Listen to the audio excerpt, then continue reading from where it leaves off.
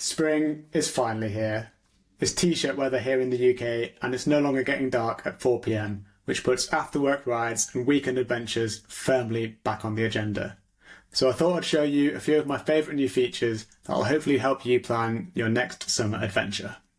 So let's plan a route together. I'll start by searching for gravel rides in one of my favourite places, the Lake District National Park. Komoot has some really nice new filters where I can narrow things down by specific types of scenery like waterfalls or coastline, or even specific rest stops along the way, maybe a coffee stop or a pub. Now remember, you can define your exact starting location by clicking on the map. So let's go ahead and find a gravel ride starting in Keswick that contains a coffee shop. And there we go. We've got a nice looking gravel ride with Threlkeld coffee shop along the way. Now, highlights have improved a lot. We've cleaned up a lot of low quality photos and selfies, and when a place is relevant for multiple sports like this one, everything is now combined into a single highlight.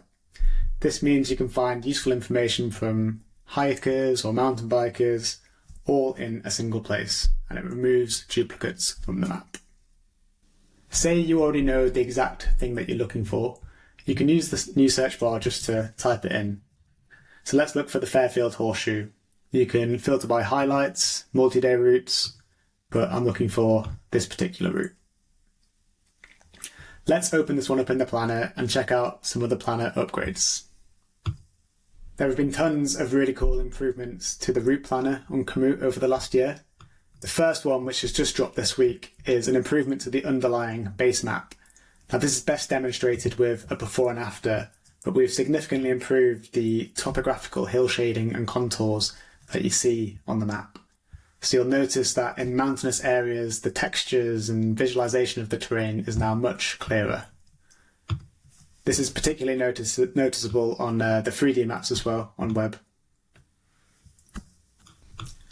So other features on the route planner, we have a new alert for when your route passes a national park, so that you can quickly check updates and the latest information on the website.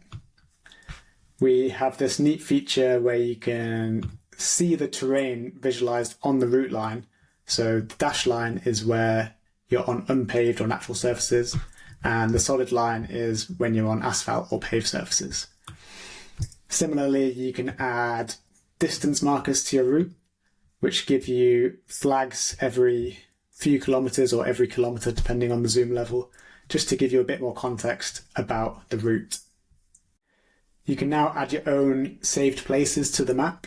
So here I've added Meg's house, which is somewhere that I commonly plan from. It's accessible on the map or also in my save places shortcut here.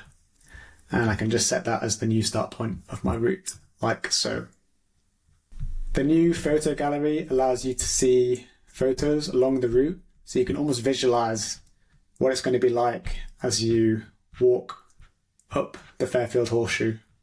And you can filter by trail view images or even the most recent ones, so you can get a feeling for what the trail conditions are like at the moment. One really nifty feature is the ability to bulk select waypoints. So I can drag and drop and delete multiple waypoints in one go.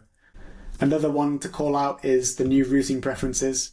Now you can say that you want to avoid certain things like ferries or steep hills, or maybe you want a certain route type like a scenic one or the shortest one.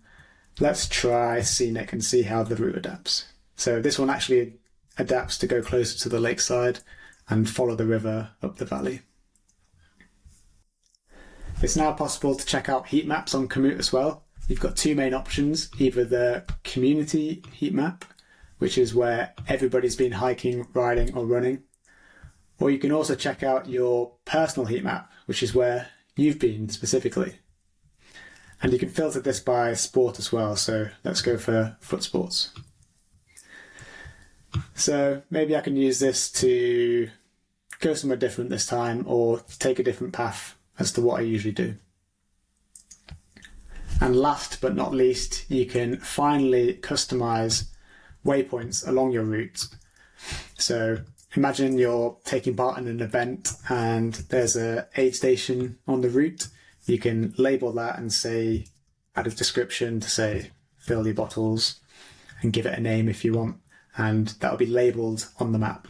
So perhaps there's also a secret wild camp spot here which you can label, and again it'll be shown on the map as well.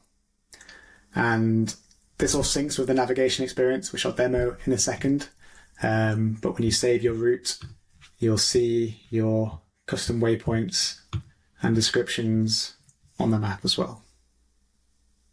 Okay, now we've planned our route, I just want to demonstrate some of the navigation features. So we have new filters in the Save Routes library. For example, I can filter by my saved offline routes. This is the one that I've just planned. You'll see the custom waypoints in the timeline here and the descriptions as well. And when I go ahead and navigate, the cool thing is that I can now see these upcoming custom waypoints, highlights and places of interest up ahead. So I can see exactly that there's 4.62 left to the aid station, which is really useful to know. I can minimize all this if I'm not using it to give more space to the map. And I want to show one more cool feature on navigation, which is quite hidden, but is very useful once you know how to use it. So you can actually use Google or Apple Maps to search for things like pubs and check opening hours, reviews, all that kind of thing that Google Maps is really good for. And if you find somewhere of interest, you can use the share functionality and then select komoot, and it will automatically drop a pin at that place. And you can say, I want to add this to the end of my route.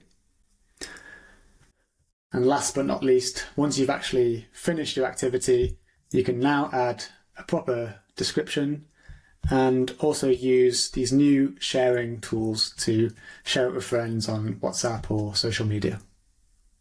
So that's it. Thanks very much for watching. If you have any feedback about what you've seen or ideas that you want to see on the roadmap, please let us know in the comments below. We're not slowing down. We've got lots of exciting plans for the rest of this summer and the rest of the year. But yeah, your feedback and ideas will really help shape what we work on next. Thank you.